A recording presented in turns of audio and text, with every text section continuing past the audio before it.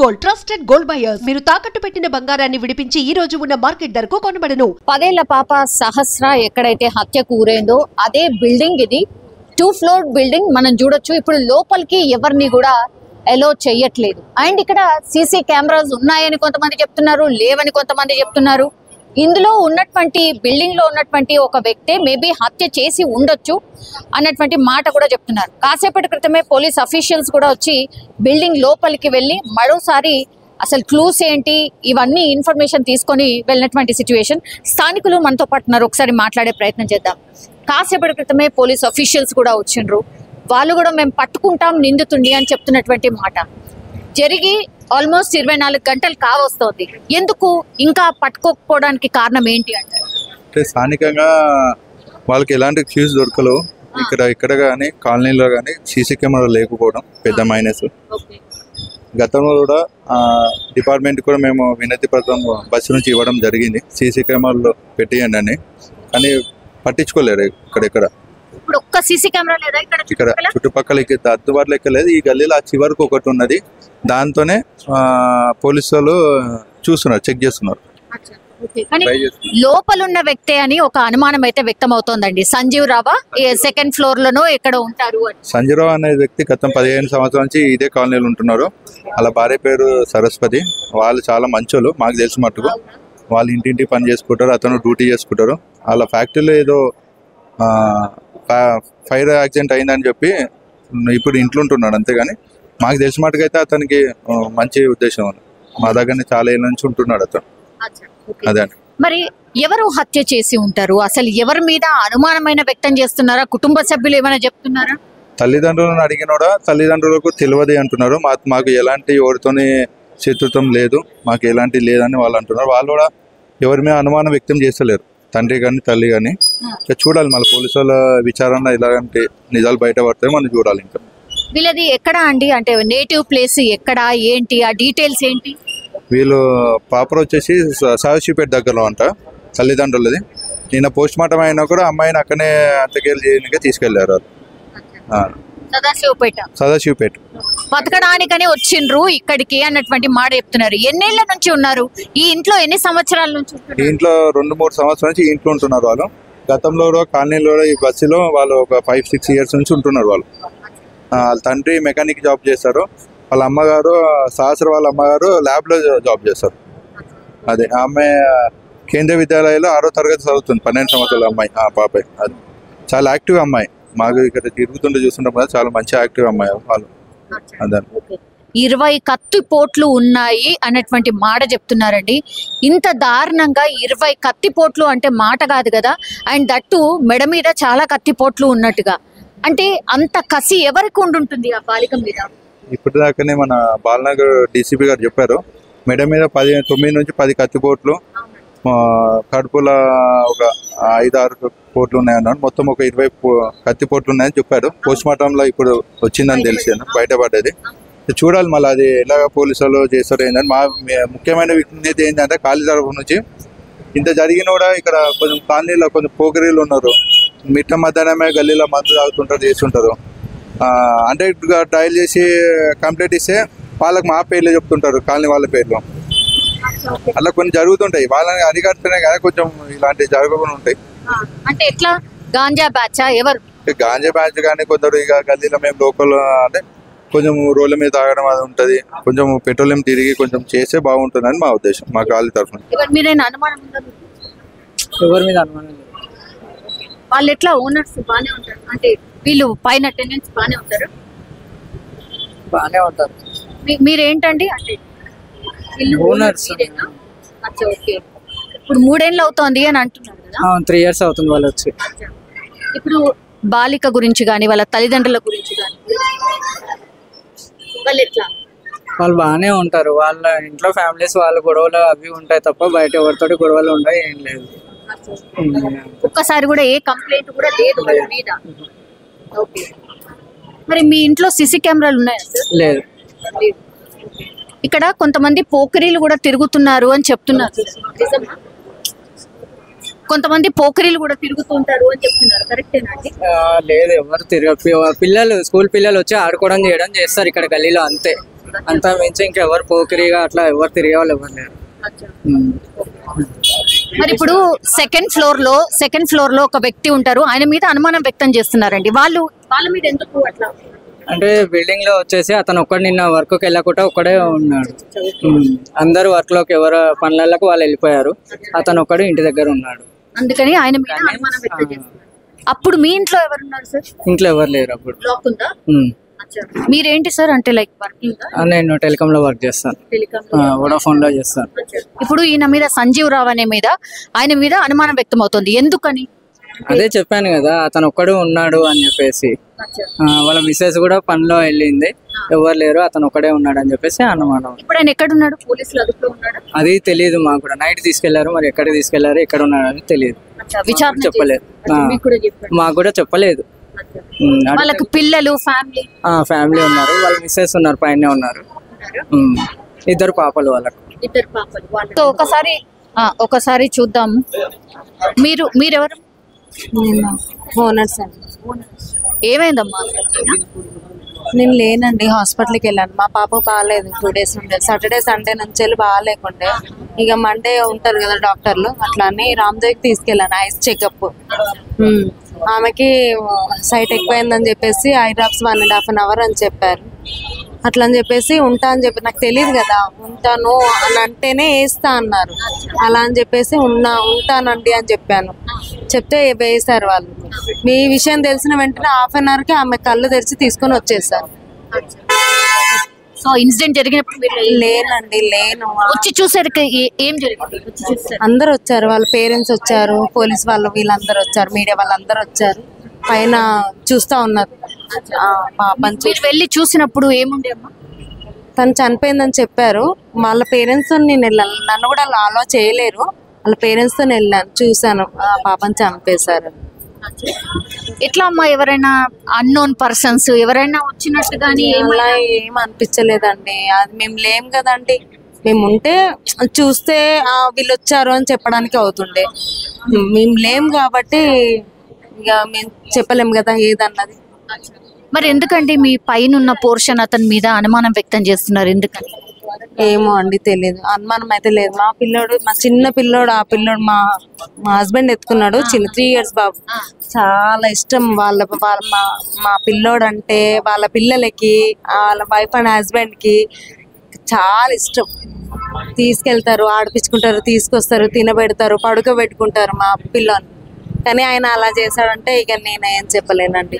క్షుద్ర పూజలని ఏదో ఏవి లేవండి, ఏం పూజలు లేవు, ఏమి లేవు. ఎక్కడ చేస్తారండి, ఎక్కడ అని ఏం లేదు. మరి ఏమైందన్నది డౌట్ అయితే లేదండి. మళ్ళీ ఇప్పుడు సహస్ర పాప ఆమె గురించి, ఆమె కిందికి వచ్చి ఆడుకునేదా మీ పిల్లలతో? మా పిల్లలతోనే ఉంటదండి. మా పిల్లలతో ఒక ఆమె అండి. ఆ పిల్ల మా పిల్లలతో మా పిల్లలతోనే సండే 8:30 వరకు మా పిల్లలతోనే ఆడుకుంటాం. సండే రోజు, మండే రోజు ఆ పిల్లనే కనిపించలేదు. ఆ పిల్ల ఇట్లా అయిందని తెలిసింది మాకు.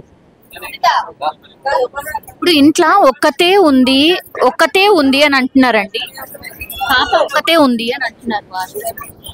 ఉందంటున్నారు అన్ని. స్కూల్ లేదంట, ఉందంట, తెలీదు మాకు. సో మొత్తం మీద అది అంటే చాలా మంది ఇప్పుడు ఒకటే అనుమానం, ఇక్కడ సీసీ కెమెరాస్ లేకపోవడం ఒకటి. మీరు చూడండి,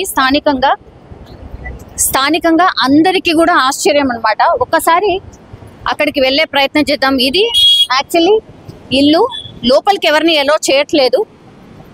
ఒక్కసారి ఇవన్నీ కూడా నివాస ప్రాంతాలే, కంప్లీట్లీ ఇవన్నీ నివాస ప్రాంతాలే.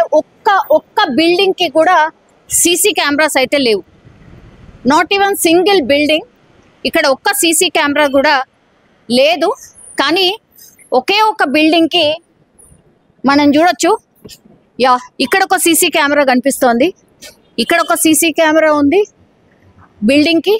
ఆ తర్వాత మళ్ళీ ఇంకో సీసీ కెమెరా మనకు అక్కడ కనిపిస్తోంది.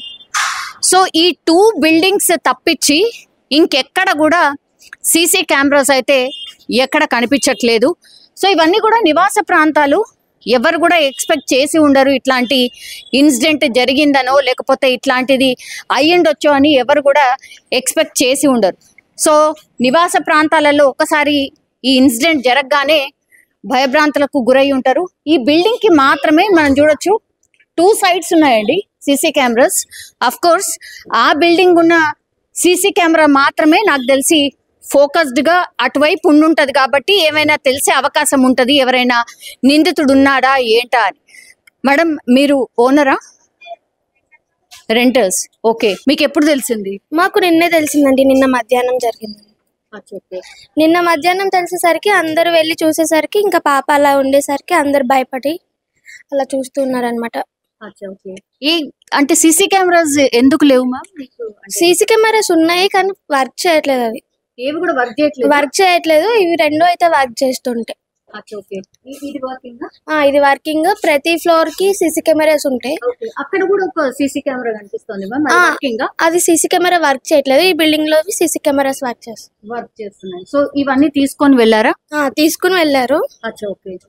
ఎవరైనా అంటే ఇక్కడ కొంచెం ఎవరెవరో తిరుగుతూ ఉంటారు, గాంజా బ్యాచ్, ఇట్లా పోకిరి బ్యాచ్, అలా ఏం లేదండి. ఇదే ఫస్ట్ టైం ఈ గల్లీలో జరగడం.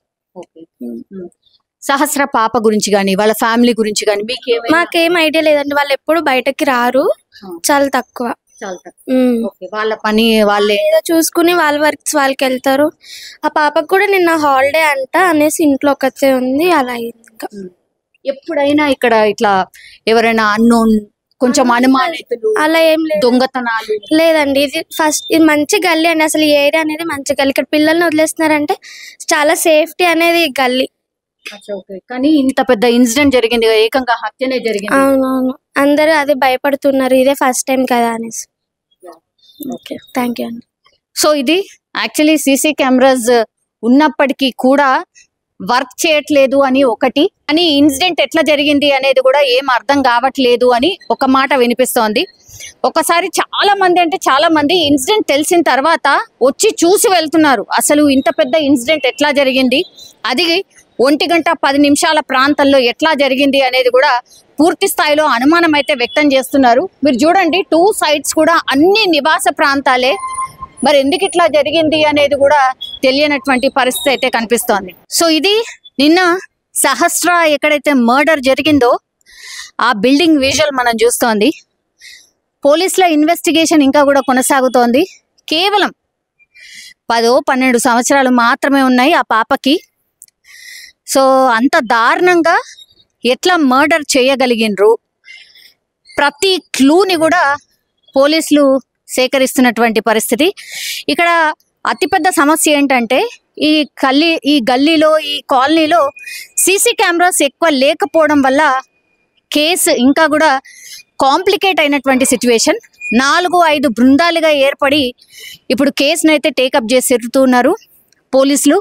మనం చూస్తున్న పోర్షన్ ఇప్పుడు సహస్రకి సంబంధించి ఎవరైతే పాప మర్డర్ కావించబడిందో నిన్న కేవలం ఒక్కతే ఇంట్లో ఉండిపోవడం, అమ్మా నాన్న పనికి వెళ్ళిపోవడం, తర్వాత ఆ చిన్న బాబుని ఆయనకి మధ్యాహ్నం ఫుడ్ కోసం ఫాదర్ రావడం, వచ్చి చూసేసరికి పాప హత్య చేసి ఉండడంతో దీంతో ఒక్కసారిగా ఈ కూకట్పల్లి ప్రాంతం అంతా కూడా ఒక రకంగా కలకలం అయితే క్రియేట్ అయింది.